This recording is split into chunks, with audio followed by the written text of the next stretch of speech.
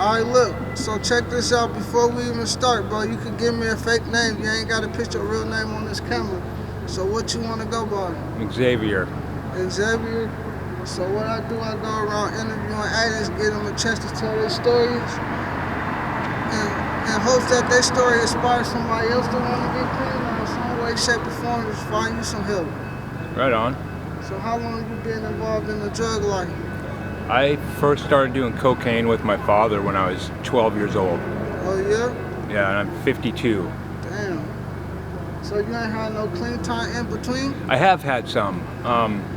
I got arrested one time, and I had to do like a year probation, and when I got arrested, they actually took my daughter away. Yeah. So I was committed to being clean for the time that it took to get her back, and went through the probation, and it was actually like probably the most productive time of my life. Yeah. You know, so I was pretty heavy into things at that point. So did you get your daughter back? Oh yeah. Shit, that all that matters, man. That's the most important thing, man. Absolutely, got her back and kept her. You know, it wasn't the thing where she was in and out of a system. Yeah. It's like she came home and stayed there. She probably grown now, huh? Oh yeah. She's got her own life. So how long you was clean for? Well, You said a year? I stayed clean for a year, and I had some friends that ended up dropping by like 1 year to the day I got done with probation. They were there, and that was the end of that. But then I've had some time here and there where, you know, I could see that same pattern coming up, and you know, got myself clean a little bit for a while, you know, get my head back together.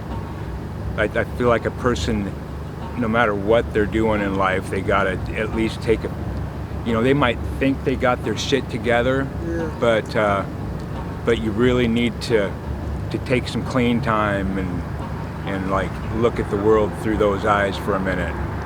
Yeah, so you said since 12, man. Yeah. And you 52, that's 40 years. 40 years.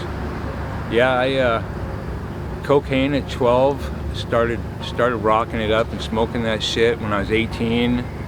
Started cooking meth when I was 22. Yeah. And yeah, that's kind of been the thing. So that what all drugs you do? Just cocaine? Just stimulants, cocaine and speed. I don't get into downers at all. No opiates. Yeah. The one time I took hydrocodone, I got sick as a motherfucker. I mean, I might be allergic to that shit. I don't even know. So man, if you was offered a help right now today to get some help, to go like to inpatient treatment or something, would you take it? Not right now, because I'm actually in a building. I'm moving up right now. Oh, yeah. I feel like if I was to take the inpatient treatment, then I have to follow their program. And right now, I feel like things are clicking with what I'm doing. Yeah. But that said, a month ago, I was at the lowest point of my life, living in my broken down car on the side of the road. Oh yeah, so you doing way much better. Oh yeah. So you already in the process of somebody helping you get somewhere to stay, like apartment or something? Well, no. What building you was talking about? I've got some work, and it's just Uber. I'm just driving Uber. But you said you was already in the process of getting in a building or something. Well, from living in a broken down car to not living in a broken down car is definitely a step up. Yeah. And having the ability to have an income instead of not is pretty good too. So where you sleeping at now? Right now I'm going to go to the shelter up the road here, but tomorrow I'm supposed to pick up a car and start rolling for Uber again, and I'll probably sleep in that shelter for about a week while I save some money, and then I'll move up to a hotel and then just see how things go. So what So you saying you gonna get a job and do all that, but what if your addiction to drugs make all that fall apart? If it all falls apart, then I am, and I've thought about this already, because things seem to fall apart just as they're getting better sometimes. Yeah. And at that point, I would definitely look Take the into some help. treatment options. Yeah. You know, because yeah, it would be like 3 times in a row where I started to get things going and they fell apart. And if it happens again, obviously I can't do it myself. You know, Yeah. and that's the thing. You have to know when it's time to throw in the towel, kind of thing. I think. So what type of things you go through out here, man? Like, what's the ins and outs of being on drugs and running the streets? Do people try to bully you and shit? I don't run into that, and I don't know what it is. I don't really associate with a lot of people, and I don't try to play the street dude game, you know. But I see that. Sometimes it can get played on you. No, absolutely. Yeah. Well, and so a couple of years ago, actually, it did get played on me. 'Cause I'm from the other side of Washington, and I was over here just doing some delivery stuff and fucking off. And I was checking into a hotel, and this chick comes up to me and she said, "Hey, can me and my dog get a ride home?" I said, "Yeah, you can get a ride home." And she's like, "Hey, you want to come back later?" "Oh, hell yeah, I want to come back later." Yeah. And she's like, "Hey, you want to do some of this cocaine?" I was like, "Fuck yeah, I want to do some of that cocaine." Well, I took a hit of that shit, and it wasn't cocaine. I immediately went black, and I was out. They're fitting on. Yeah. So, and I was unconscious until her and like her apartment security woke me up the next morning. So she didn't even try to get you no help or nothing? No, she knew it was fentanyl, and she stole my fucking car. So when you passed out, she just left you there? She left me there.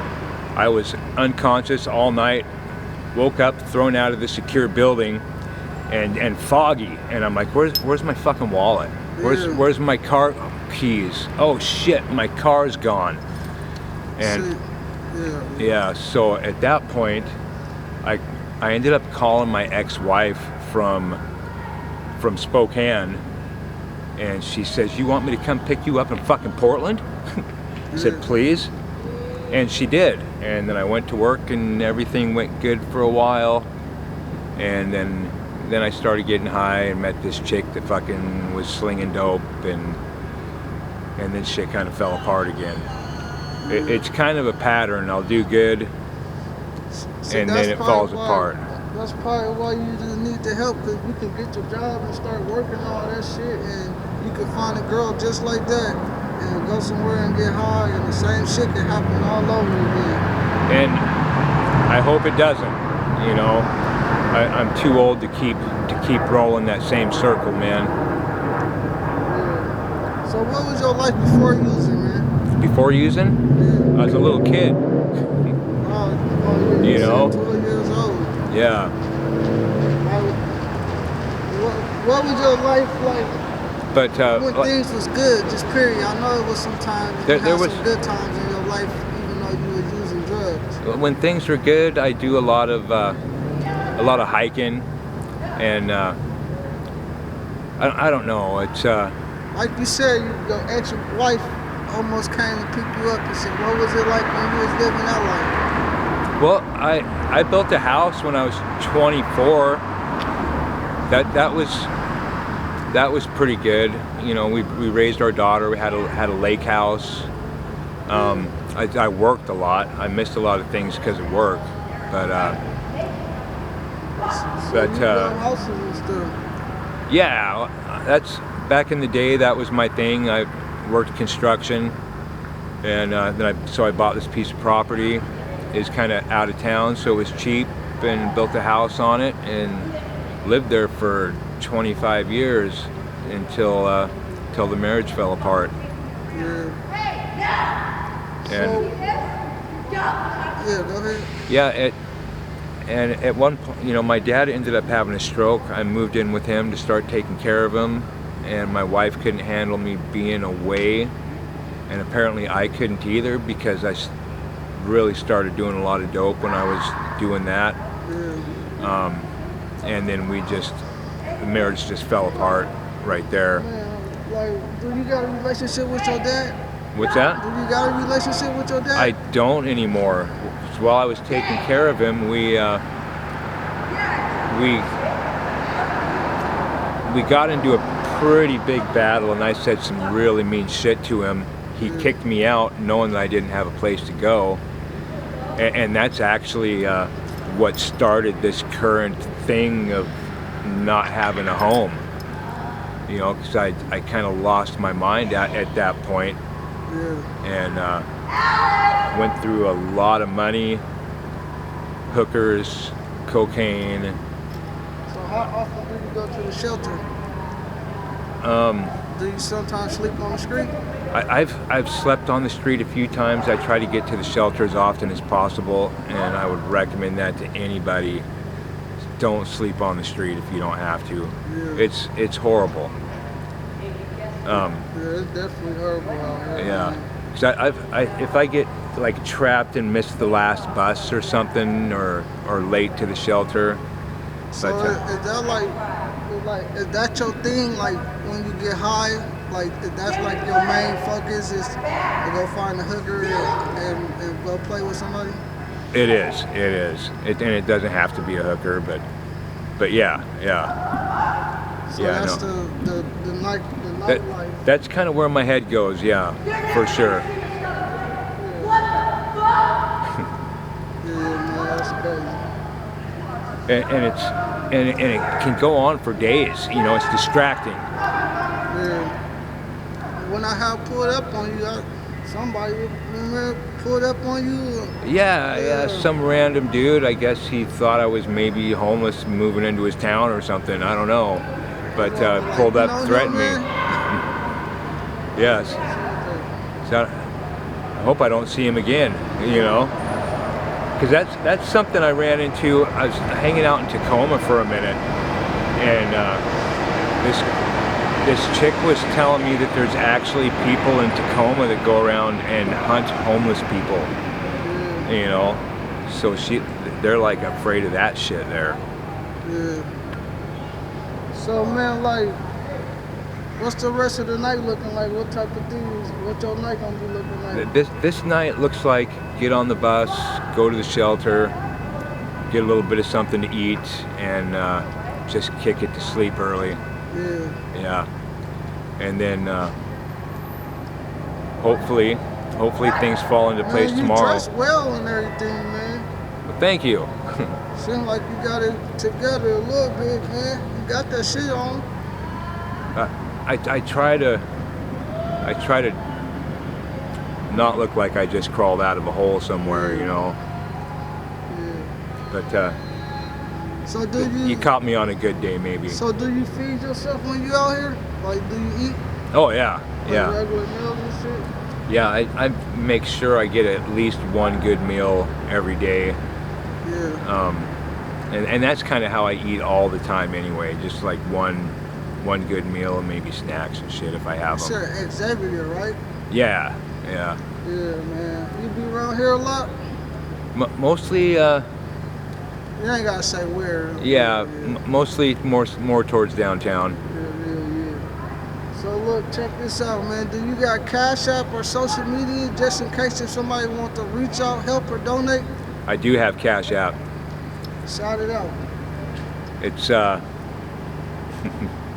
it's my you name. can write it down. You can write it down. I'll write it down. Yeah, then I'll put it up on there. Cool. All right, thank you for letting me interview you, man. I appreciate you. Have a good one. Stay safe out here. Right on. Thank you. Yes, sir.